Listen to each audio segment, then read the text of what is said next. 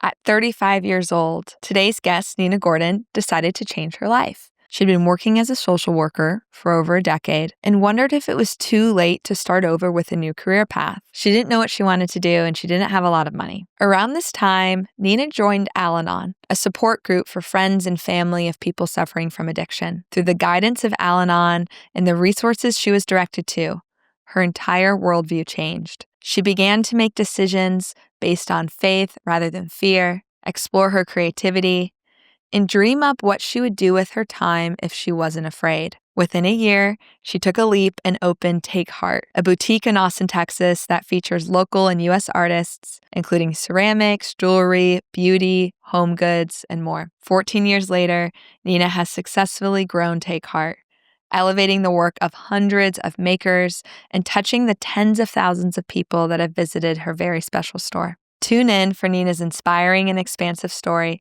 of the magic that can unfold when you approach life with an open mind and curiosity and embrace the beauty around you. This is The Artist Rendezvous, a podcast celebrating the creative act. My name is Samantha Fotenhauer. Thanks for joining us today.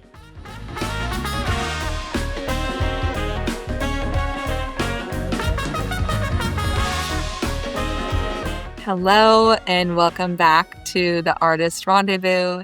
I'm Sam Fotenhauer.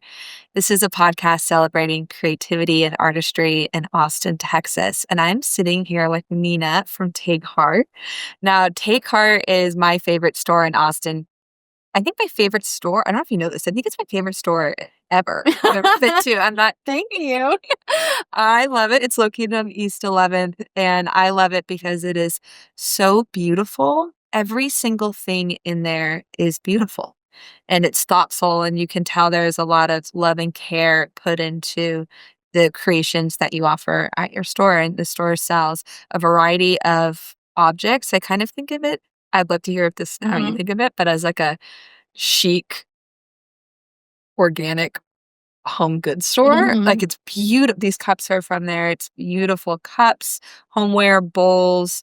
I get my favorite incense from there. I've been using it for 7 years. Which one is that? It's the one, I should have brought it. It's from Japan and it starts with T, and I don't know how to pronounce it. And it comes in the colors of pink, mustard, cream, Okay, it's blue. the little set. It's just like little, yeah. Okay. It's beautiful. I'll link it in the show notes. Okay. It is so amazing. I first found Take Heart on a family trip to Austin in 2018 over Christmas. And I brought it home with me, and I was at the beginning of doing a lot of meditation. And every morning before I went to work, I would light that. And I had like a plate that I got from Take Heart. So beautiful facial things, teacups, jewelry. How would you describe your store? You know, when I was just first pitching the idea, it simply was, I'm going to open a shop where I sell things I love. That was it. That was the whole idea, and hope that it all came together. I shied away from calling it a gift shop because it sounded kind of hokey, but I've embraced that phrase a bit more. And we sell so many gifts. People really come in for gifts for themselves or for others. So sometimes if I just want to put it in a nutshell, I'll say an artsy gift shop, just to give someone an idea of what it is. The other piece of the word gift, the 5 love languages, that one of them is gift giving. I historically have been a gift giver as my love language. So it is really fitting that I ended up opening a gift shop. That I hadn't put that together initially, but I truly love gifting people little special items that I think they're going to really love. I have gifted at least 8 people special items this year from Take Heart. There's a go-to present I get from my friends who are expecting babies, small gifts, big gifts, celebrating anniversaries. And then I think I've been gifted Take Heart for every holiday. Yeah. Like four different events in this year. And it's one of those places. I brought one of my best friends there who has beautiful taste and beautiful things. And she said, I had really high expectations for this place because you talk about it all the time. And it exceeded them Oh, fully. that's nice. Because there's this, I emphasizing this so much because it is a place that you walk into and it's not a typical store. And there's an artistry to it that I think is something that you can find you find these stores throughout cities, throughout Yeah. the world, but they're not common. Most things are not created with so much artistry. And so you could tell that there was a creative behind it. Do you feel that there's an artistry in your store? Thank you for saying that. I know exactly what you're talking about because I love shops like that. And I have some of my favorites from, I'll just say, in the United States. And when I go in those shops, I can feel whoever put that shop together, their like heart and personality is in it. And it is something you can feel. Yes. Um, their personal taste is just all over it. And then it's so fun to look at the items they have in there, and you never know what you'll find. I love shops like that. So to hear that mine feels like that to you is awesome. It's hard for me to experience it in my own shop because I picked everything, I did everything, but I do know exactly what you're talking about. And that would be my dream for that everybody that went in there gets that special feeling. And it's like a place that they like to revisit and explore what's in there and just a place that brings people joy to visit and truly that they could find something as like a special gift that they want to give somebody else. Because when I'm ordering I do all the buying for the store and it truly is what speaks to me. So people will ask me to sell things in the store and it just there's nothing else I can say other than if it speaks to me, I'll get it in the store. There may be no rhyme or reason to it sometimes. So if it speaks to me personally, and I think it would be a nice gift for I can kind of put myself in other people's shoes also like, ooh, this would be like a really nice gift to give somebody who just had a baby or to give a friend who's going through a hard time. Or like I love picking out the greeting cards in the shop. They're so good. There's a lot of good ones out there, but I really go through all the different lines and pick out the ones that I'm like, "Oh, this would be such a nice card for someone's engagement or someone's anniversary." So, it's that like sentiment that goes along with it that I'm looking for with the products that I pick for the shop that I hope will speak to somebody for giving to somebody else in their life. Yeah. Mhm. Why are gifts important? Oh, you know, I've read this thing recently about love languages, and I believe strongly in love languages. This concept makes a lot of sense to me. So I'll say the love language that speaks to me the most is um, acts of service. But the one I tend to do myself for others are the gifts. And there was some explanation of why these things might speak to us. Of course, it's maybe something that happened in childhood that we didn't, if somebody loves words of affirmation, maybe they didn't get that in their home or from the people in their life. I feel like the gifts, the part of that speaks to me is I'm thinking of you. Yeah. Yeah. Like I'm really thinking of you. I see you and I'm thinking of you. That feels very good to me. Yes. Yeah. And it does when you receive something really beautiful. It and take art is so Sam coded. It's like so so that's also why I love to get gifts from there. But it feels like you see what I care about. Mhm. You see that I would love this like beautiful this was gifted to me from my Mhm. mom. Yeah. And you love tumblers and Yeah. love And you love and you tea. love I know you tea like this. and you Yeah. love these stains and you like Mm. earth tones and you like the weight of it. You like I thought of you and I felt you Yeah. and I Yeah. saw you carry it in your home Yeah. and it feels so personal Yeah. and so it feels loving. Yeah. It feels very loving. Yeah. I feel known by the person. I feel seen by the person and that they were thinking of me. Honestly, I love a card. Me too. I love a card. Even just someone that gives me a card that they think that they'll think I will appreciate and they write something nice in it.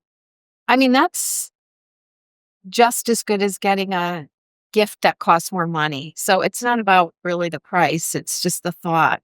And there's something secondary that happens that's unique with your shop where, you could sell like Apple products and it could be a gift, but it wouldn't feel the same in Yeah. that it's artistic. Yes. And Yeah. so when someone gives it, not only do they feel known or seen, but they get to enjoy and be around art in Yeah. their lives. And that has this ripple effect when you get to be in close contact with things that were made for beauty. And that was like an expression of somebody else.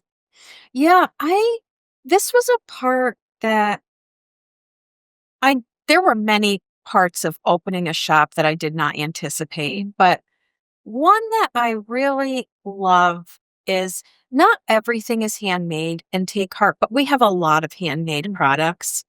And then we have some small lines that are manufactured, but the people who made the line really put a lot of care into it. Um, I love working with the makers, and it feels like this really wonderful um,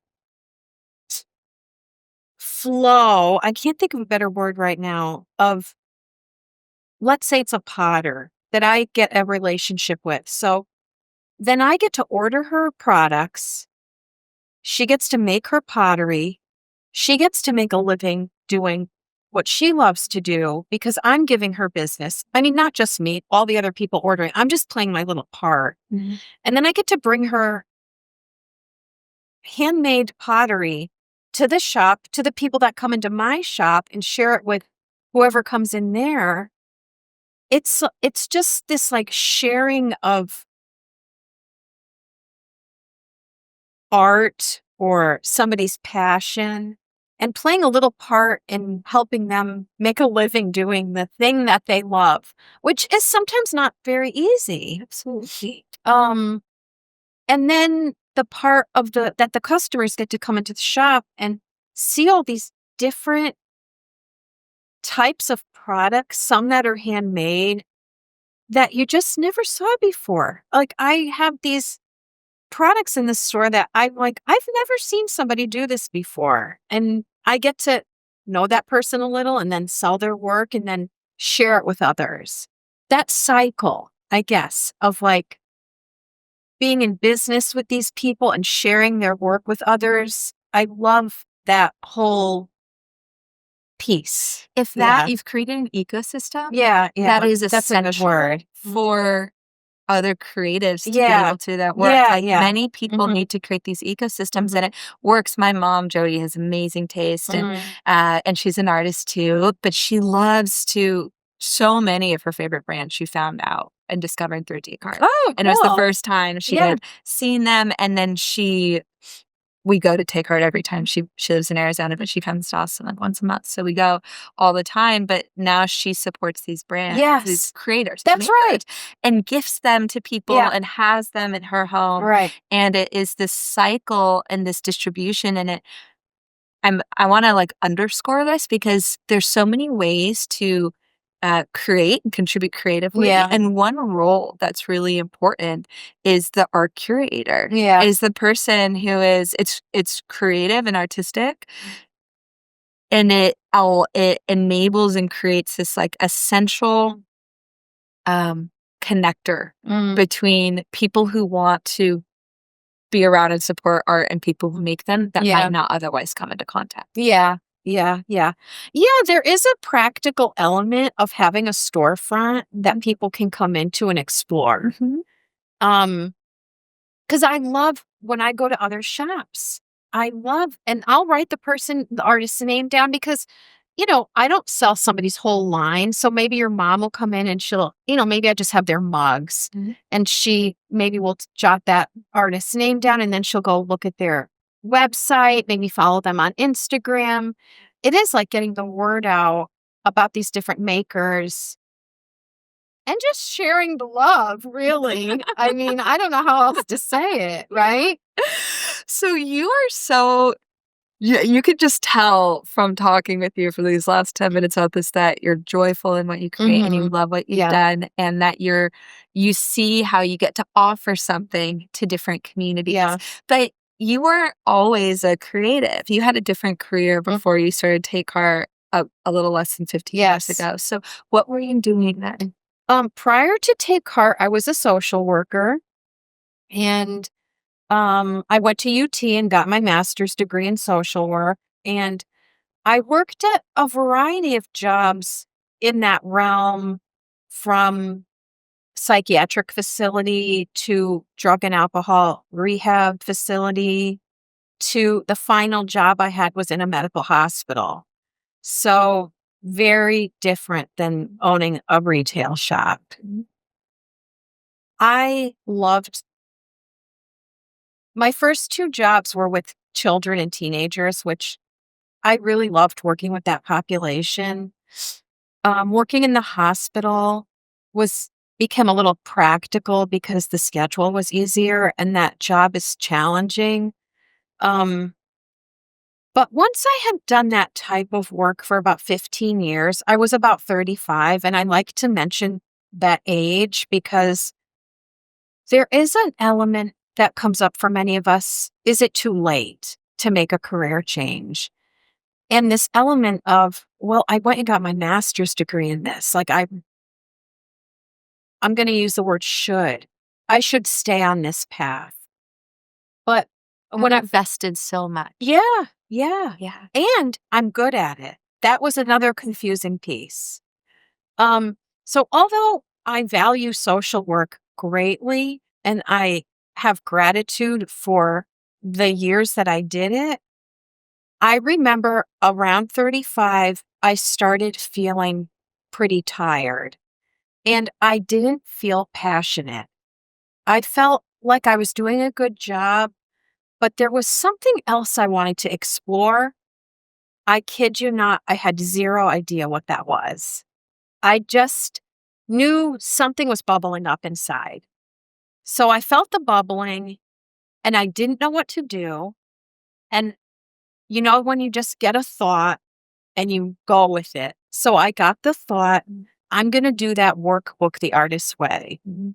My mom I hear this story repeatedly about this book, a very similar story. My mom had bought me that book like 10 years prior, and it had sat on my shelf for about 10 years. So many people say My this. mom had bought me the book, The Artist's Way, and it had sat on my shelf just for about a year. Okay. And then I met you. Okay. I came into your store and met you for the first time. You had told me and my mom the story, and I was like, I guess I need to do The Artist's Way now. And that a big product of The Artist's Way is this project. Yes. This project. And I do feel that book is magical. It's written by Julia Cameron. I believe in 1992 it was published. And when I say do it, that confuses people. So I like to explain. It's a very writing emphasized workbook. So there are activities and writing exercises to explore our path and our creativity in a nutshell, basically. So I decided I'm going to do that book. I don't know what else to do. The beautiful thing for me about that book was it provided structure to explore what path I might want to go down. Okay, so 2 questions on that. We'll start with the first, which is, it's called The Artist's Way. Yeah. it's a book about creativity. Did you consider yourself a creative at that point? I did not.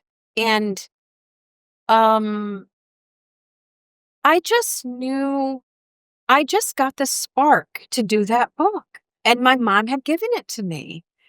But I so we sell that book in the shop, which I wasn't going to do. But when I opened the shop, this was one thing I didn't expect. How many people, specifically women, would ask me, "How did you do this?" They had a desire to make a career change, but they didn't know how to do it. I've had this conversation so many times since I've opened that store. That was so unexpected for me. So I would tell them about this book, and I thought, I really should be selling this. I don't like to use the word should. It makes sense for me to sell this book in my store, to have it available for people. I can show it to them, show them what it looks like. They can flip through it. And it's never I want you to buy this book. It's just, I want you to know about this book. Whether this is the right time or not, at least now you know about it. And some people say, this is the perfect time. I'm getting this book, and some come back later, or some get it elsewhere. I don't care where they get it. I just want them to know about it. This book is actually having like it's continues to be very popular and It relevant. People is. always Yeah. find it, but it's having even another wave Mm. because Doechii, who is a woman who won the Grammy for Best Rap Album, the Oh. third woman to do so. Oh. The album that she wrote was a product of the artist's way. Oh, I just got a chill. Yeah. I did. So it's and it's reaching a new audience. Wonderful. And a new group of people. Yeah. And just like younger, another Generation. new Yeah, generations, yeah. because she's younger. Yeah. So another question about this. So the Artist's Way is a spiritual book. It is. Talks about Yeah. creativity as a Mhm. spiritual act, Yeah. as a openness to the universe, divine, God, source, Mhm. goddess. At that point, did you have any relationship with spirituality? Um, I have always been a seeker and very curious about what is beyond what I can see. But I didn't have a structured practice. So I was at ease with the wording in the book and the esoteric nature of what's in the book. I'm comfortable with that.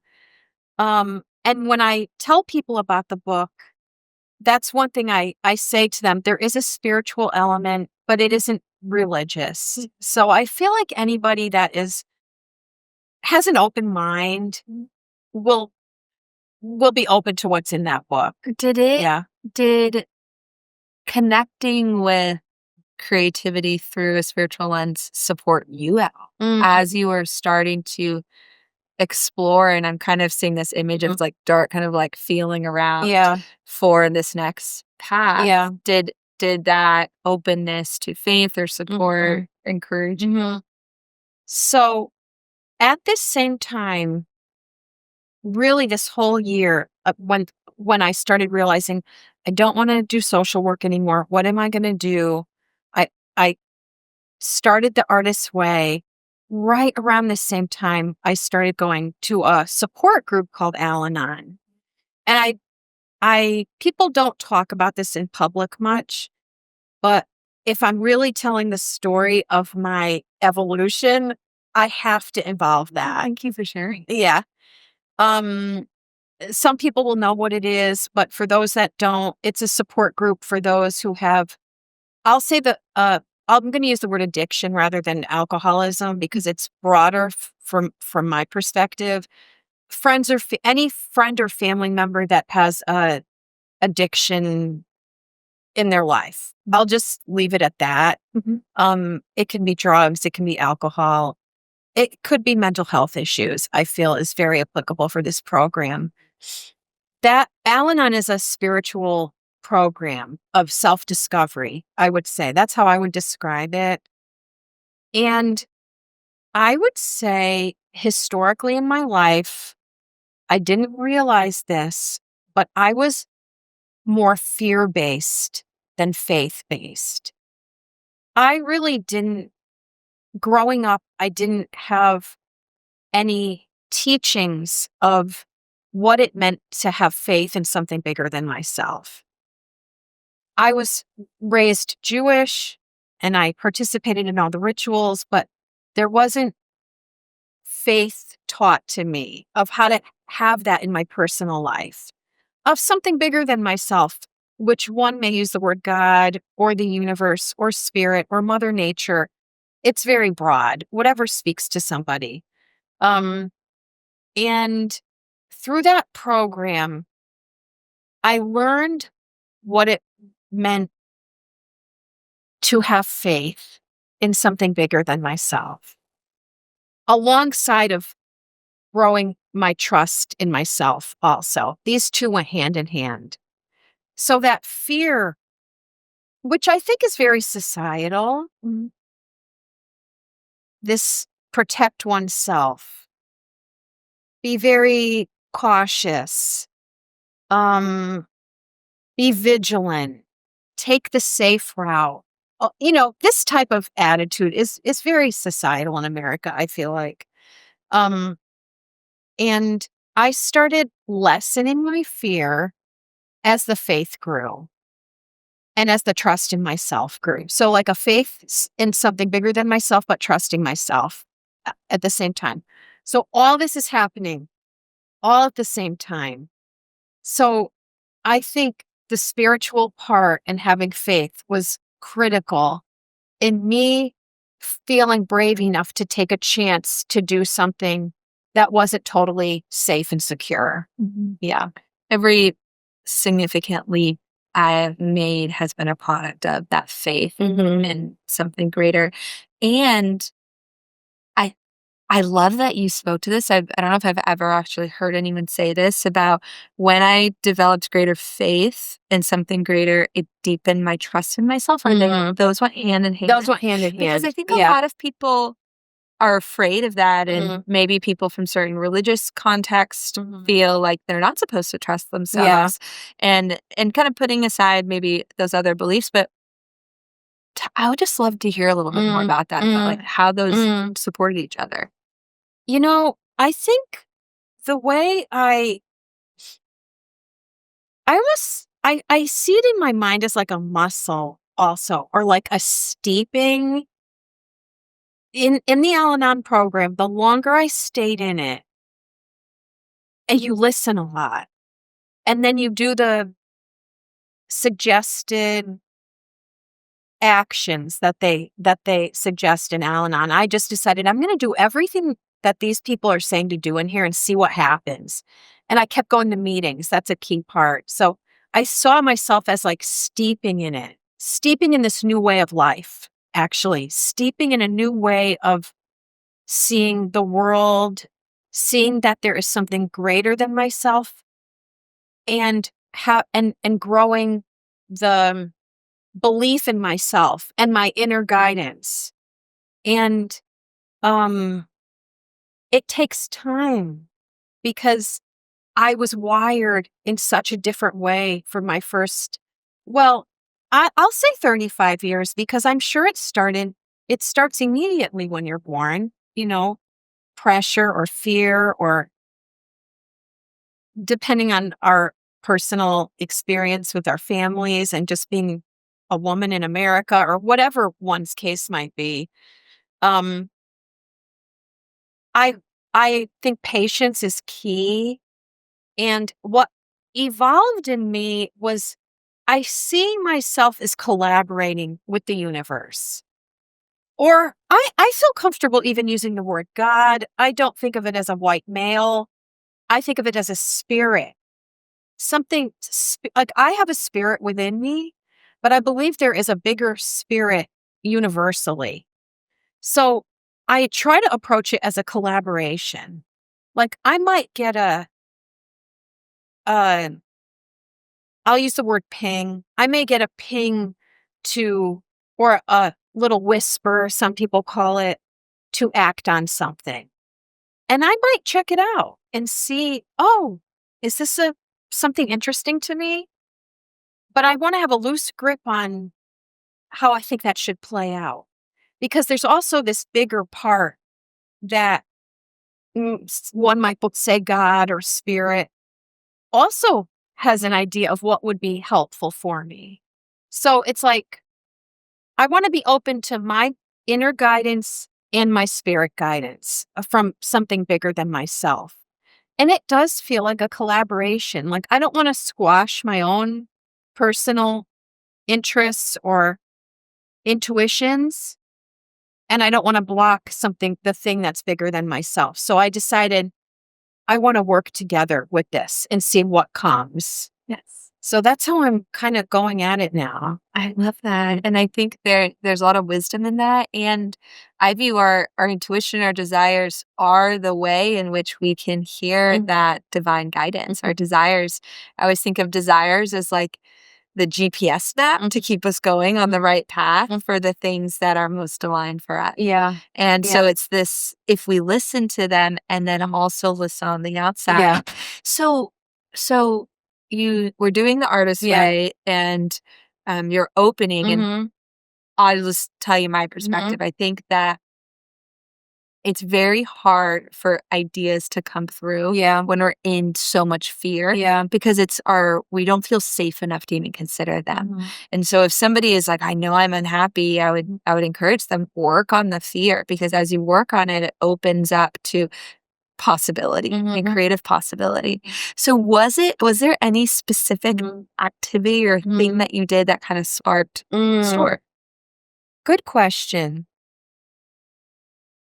You know, I just remember having this moment.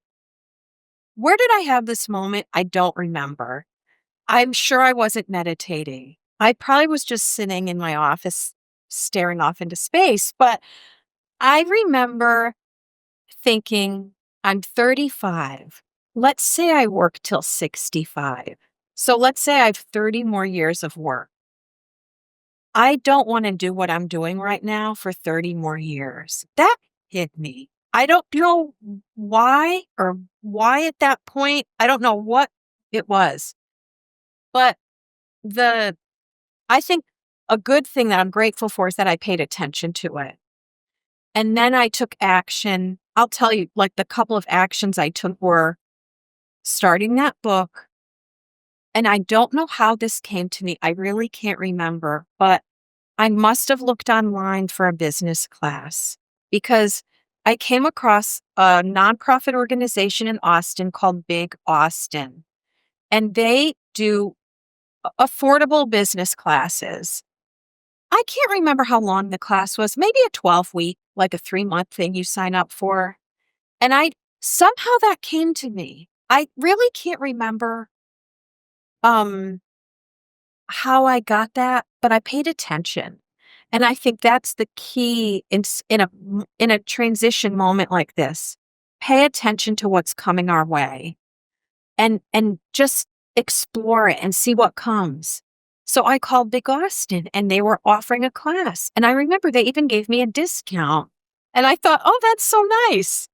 And I had this wonderful teacher in that class that really sparked me. And I wrote a business plan. And at this time, Big Austin was having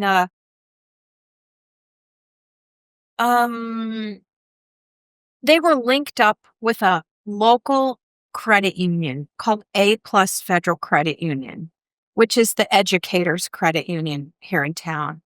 And they were allowing anyone who took that class, who created a business plan, to come present it to them. And they were going to grant 6 people a $25,000 business loan for 7 years with 0 interest. So I don't know how this all happened, but it just kept, when things keep unfolding in a way, taking you in that direction, you just keep going. You look at it as a sign. I'm not hitting any roadblocks. Keep going. So I did it and I got that loan, and that was how I financially started the business. I like to tell people this because when I used to think about people that owned these shops, like we were talking about, these shops we love, I really thought those people had to have had much more money than I did. And I thought, I'm just not one of those people.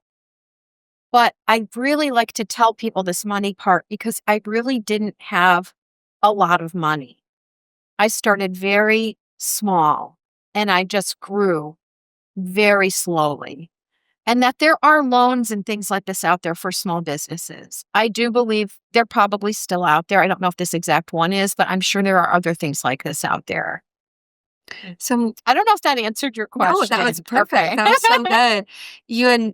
I want to just kind of pin this point of listening and when things feel right. What does that look like? If someone was like, I have this idea, I'm really afraid of like, Yeah. I don't know. I've never really Yeah. followed intuition Yeah. before. Like, what could it look like or present like Yeah. when things are kind of rolling? Yeah.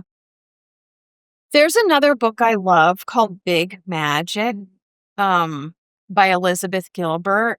And I love how she talks about this concept of ideas. I read that book after I started Take Heart, and I had started a second business, a clothing store called Kindred Spirits. And I can, I remember very clearly when I got the idea for Kindred Spirits. So what it really looked like was I was sitting at my kitchen counter and I had a retail space where Take Heart had been and I had relocated and I didn't want to let go of that old space until I really decided if it was time to let it go or not.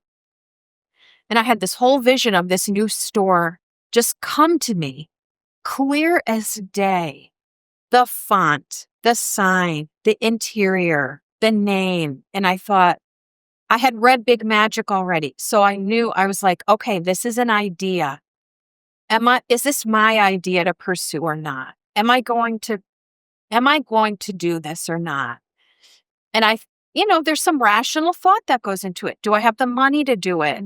Is this going to negatively impact my finances? I thought about some practical It's the pieces. collaboration piece from the universe. The universe is like, here's this idea I'm going to help you with, and you get to decide. Right. It. Right. Do I have a comfort level enough with this to pursue? And I thought this all through and I thought to myself, I can do this and I'm going to see what happens because this is my chance to see.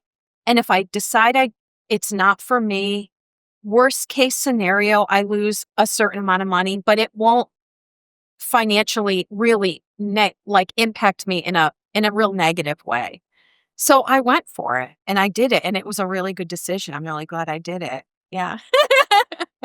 It was scary though. It was scary. Yeah. Yeah, and I think that's perfect. You'll get these hits, you'll have visions. It can also feel like you're looking for an opportunity and one presents itself. Yeah. Like you have this business idea Yeah. and then you come across this class and this loan Yeah. opportunity Yeah. or a book someone gave you That's right. comes forward or a podcast Yeah. or something that seems like it was for you Yeah.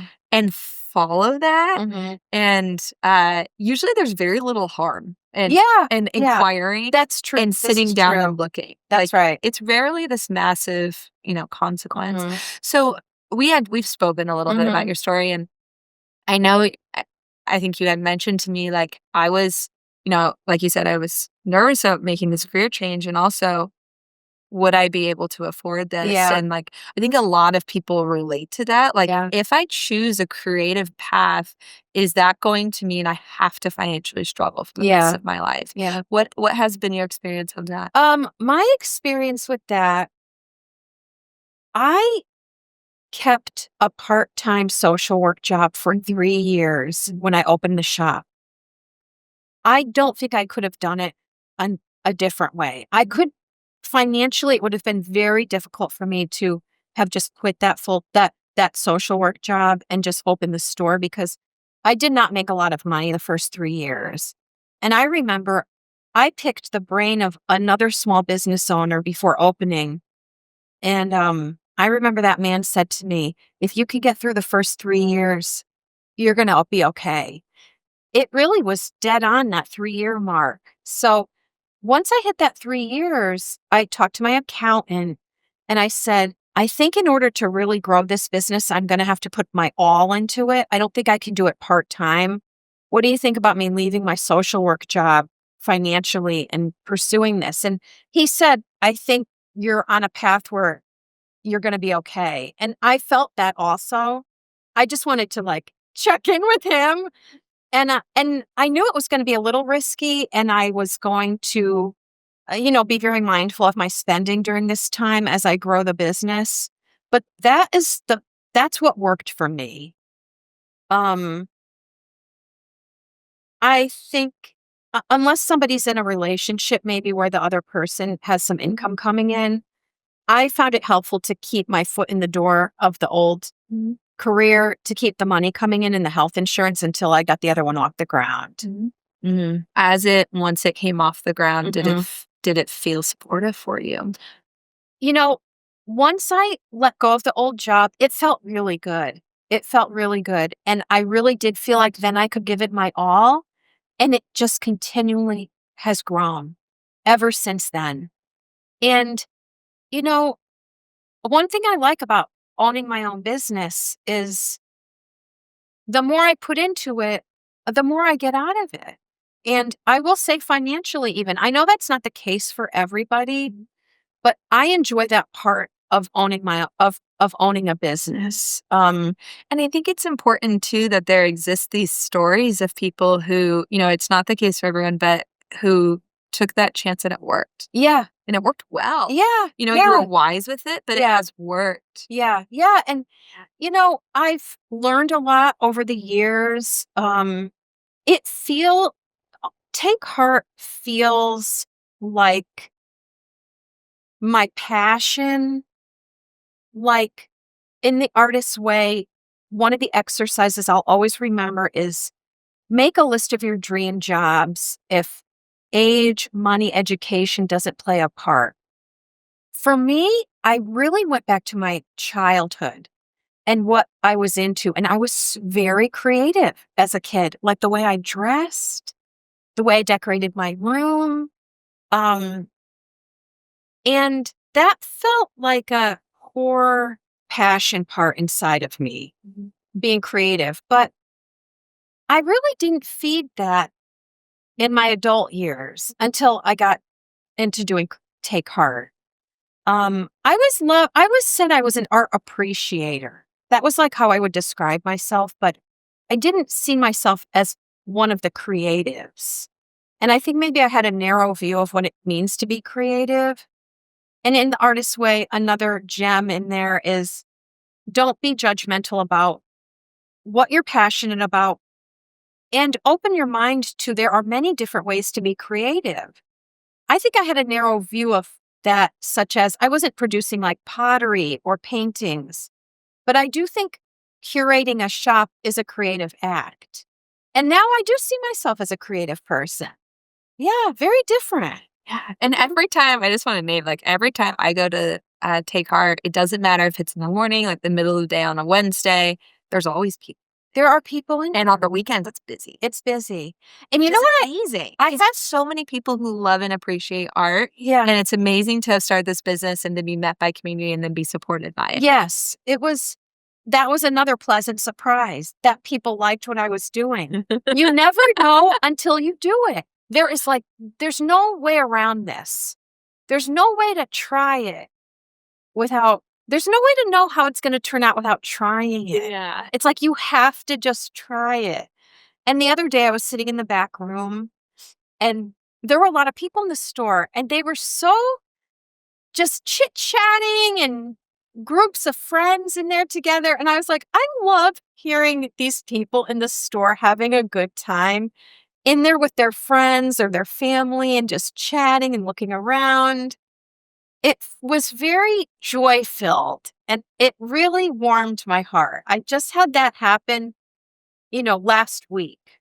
So still really good surprises and new experiences and growth opportunities are happening for me owning my own business. I think, oh my God, I'm forgetting right now. It's either 14 or 15 years. It's 14. It's 14 in at the end of July because we opened in 2011. I've been in Al-Anon 15.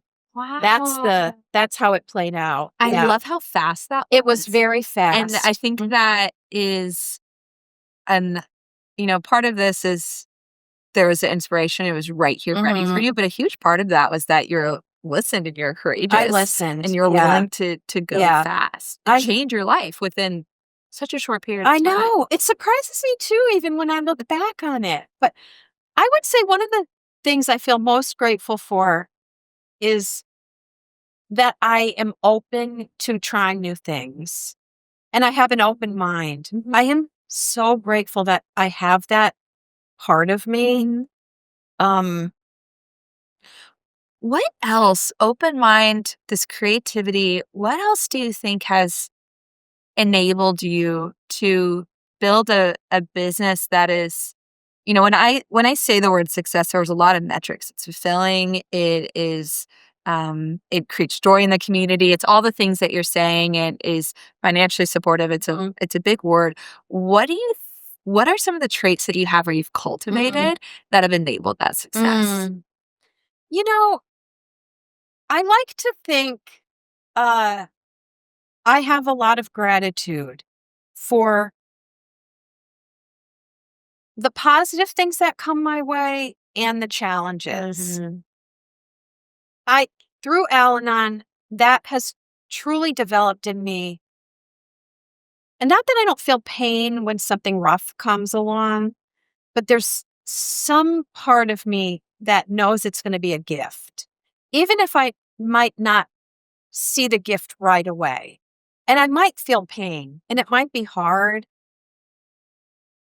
That is priceless. Wow. That is like a change in perspective in life that has been monumental for me. I'm very grateful for all the people that helped me along the way, all my vendors. I mean, I have like a daily gratitude list that is my friends, my family, my staff, my customers, my landlords, my neighbors, all the wonderful people that they all play a part in this. It truly, if I didn't have great landlords who appreciated small business over all these years, I don't know if I'd have a great shop space. If I didn't have the customers who appreciated what we were doing, there we wouldn't be in business. If I didn't have the awesome team I have, these people that work at the shop, they put so much care into it. They are so reliable. I mean, I have to pinch myself with the people that work and take heart. They play that such a huge part. My mom has been a part of Take Heart since the beginning. She worked in the shop. Wow. Yeah. We sell a couple of her poetry books that she has written in the shop. Now, during COVID, we transitioned to where she does the online store, but she also does a lot of behind the scenes. She listens to me talk about things I'm struggling with. So she's played a big part. And even my dad, who doesn't participate in the shop, he is so supportive and encouraging of me to do this. Even when I moved shop spaces, I'll give you an example of even though this shop was going very well, I had the opportunity to move to a larger location. This was another growth spurt for me because I was so scared to move because the rent was going to go up. And and moving a business is a big undertaking. I pursued it and then I backed off and I wasn't going to do it. And then one day my dad said, "Why aren't you doing that?" And I really just got scared. And he was like, "I really think you should pursue that." And it just reignited me. And I went and met with my landlords who I have now. And I said, "I'm so sorry I dropped the ball, but I want to do it." And then it just worked out. And I moved. I did the move and it was huge. And the whole team helped. And it was a total team effort to move the shop. And that was like a really scary growth spur. And I want to name that you wouldn't have been able to get that support from your dad or your mom Mhm. or others if you didn't share with them Mhm. what you were creating Yeah. and the questions Yeah. and concerns that you had. 'Cause I Yeah. think a lot of people in a creative business, they might hold that Yeah. and not want to talk about it. Yeah. And in fact, it's that the talking about it that opened you up for support. Yeah. Yeah. Yes. And, I go to therapy and I talk about, personal things and work things, all different things in there. I have a business coach who I'm going to say her name is Natalie Davis. Mhm. She's in Austin. She is a wonderful business coach. And I'm glad you brought that up because I've heard other business owners say it can be very isolating being an independent business owner. Who do you talk to about your fears or the way you want to grow or what path you want to go down? I talked to my accountant a little bit about things, and he's a trusted person who I love. But my business coach has been a really, really helpful person to me to talk for me to talk through business topics, but also some personal life goals that are attached to my work and where I want to go in my personal life and how I can help. How can I make that happen through work? And what do I need to adjust at work to make these things happen? Things like that. Yes. Um, so I'm a big believer in seeking appropriate professional help in all of these areas. Yeah, that's wonderful. So you had spoken just about like, I didn't know if my work was creative. Mm, Could you just talk a little bit about how how it engages your creativity yeah, either yeah, now or yes. 10, 15 years? Yeah, yeah. Um, my it's so many pieces of this are creative for me.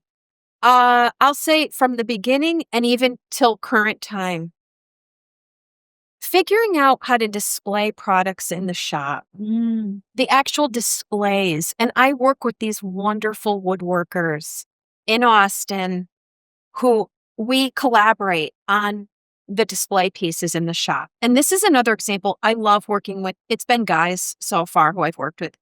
I love working with these guys and we look at the shop and I say, this is what I need to display. This is where I want to put it. And then they put their part into it. And that's a level of creativity. Then the actual putting the products on display. How do we want to display them? My team at the shop are so good at this.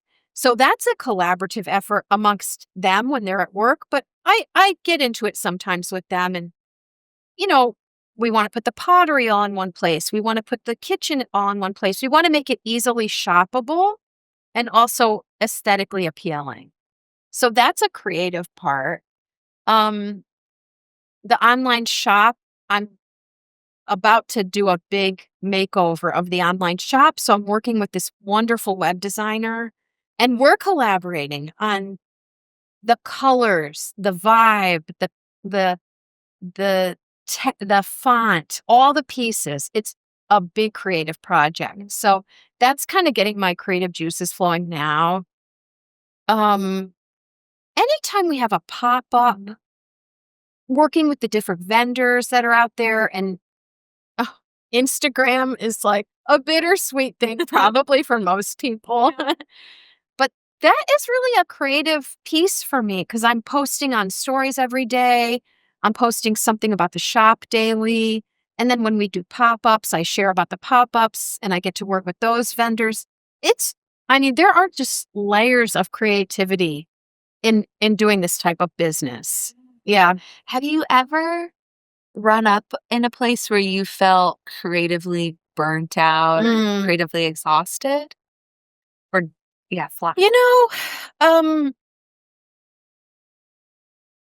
I don't know if I've bumped up against the creative exhaustion yet, Cool. but I will tell you, I have some physical exhaustion sometimes, which I'm sure many people and women feel and at different times in our lives. And so sometimes when I get this physical exhaustion that comes up for some different health things that I have going on and just where I am in my life right now, um, I really can't do as much as I would like to do.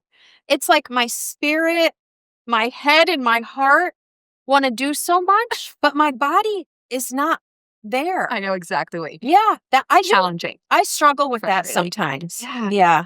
Yeah. Mhm. How do you have creative activities or things you do creatively outside of Take Heart? Um, oh, I would say the things that feed me the most.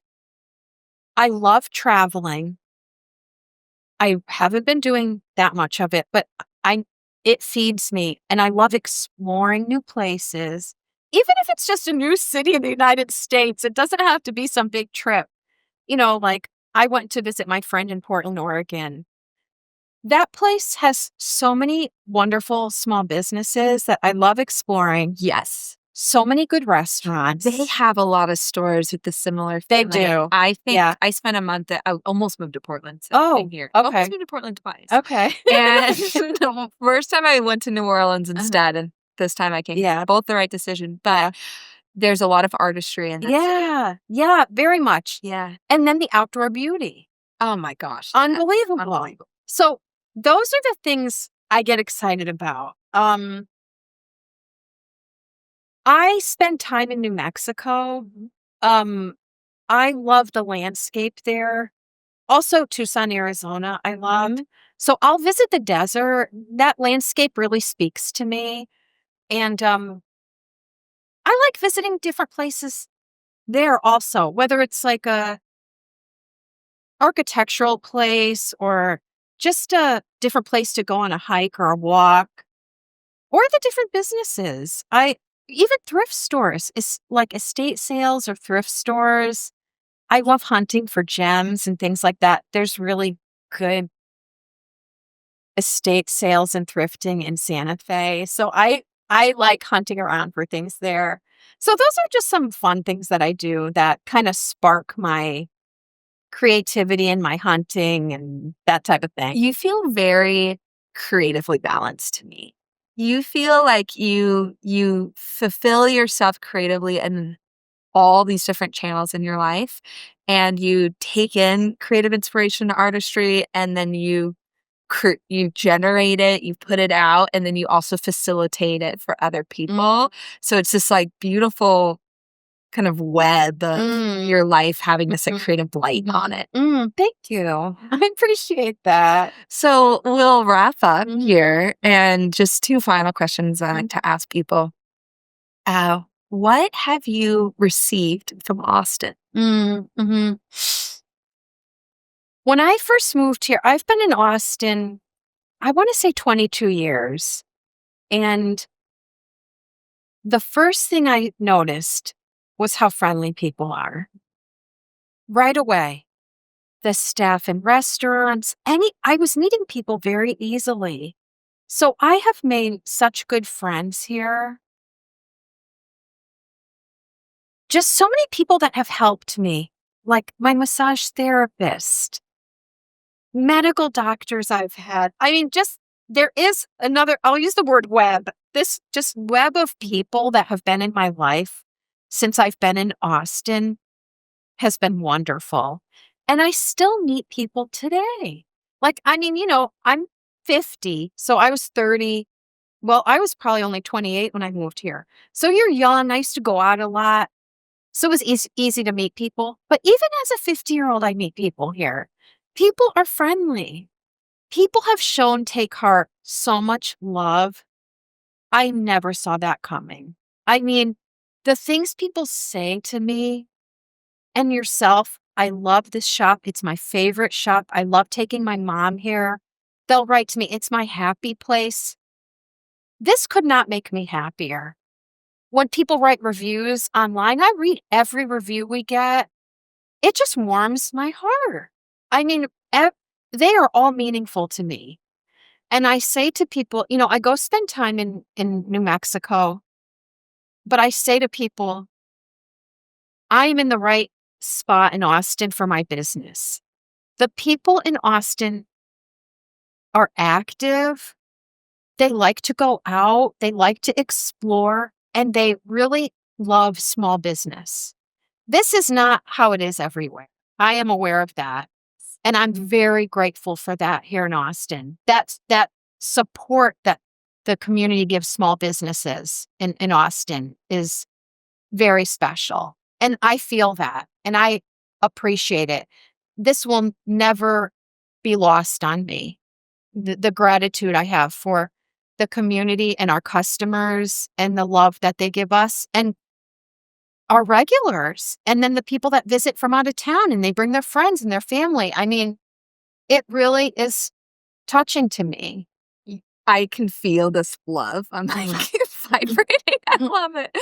And And it keeps the business alive. I mean, there's an aliveness. yeah.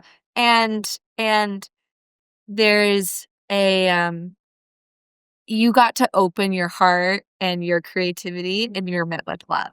And I think it's this lesson, and I think that happens a lot. So when people out there are like, I don't know, it's like open your heart and you may be really surprised at what you're met. Yeah. My final question for you is, what do you offer Austin? The business. I think based on what people share with me, I think we offer those that, like I said, regulars that live here in Austin or people visiting a really pleasant environment to explore. And I think people really enjoy being in the space because people will say to me, it's so peaceful in here. I like just coming around and walking around. And sometimes they just want to come in and just walk around and take a break, maybe from work or something. So I think we offer a peaceful, welcoming environment. And hopefully, I think it can spark creativity in others. Because I think people might come in and see the pottery, just for example, and maybe even get sparked to take a pottery class themselves. I think this happens. No, it definitely happens. Or I did that. yeah. Or, okay, this is a good example. I had a customer come in and she had this really pretty necklace on. And I said, oh, I love your necklace. Oh, my friend made that. She just started making jewelry. She lives here in Austin. And I said, oh, have her get in touch with me if she wants to sell wholesale or do a pop-up or something. So now I have this relationship with this woman after I saw the necklace. We sell them in the shop. She did a pop-up in front of the shop recently, and she's growing her business. So even to just give some makers a platform to show their work, maybe build their confidence, maybe hone their skill. I think we offer that to some people also. Yeah. Absolutely. So actually one more final question. And that is, why is creativity important?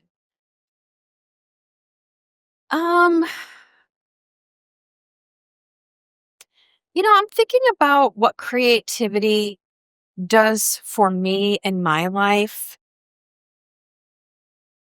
We are all different spirits and we all have something special inside. Not to sound too hokey, but everybody is unique, truly. Every single person is like unique and special within the spirit.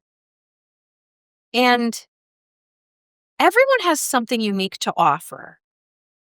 And I do believe that thing that, and maybe many people have more than one thing to offer, but let's just say they have one thing to offer.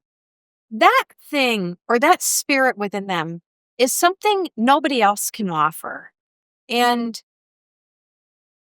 I would encourage everybody to value that special, unique thing about themselves or things or spirit that nobody else has.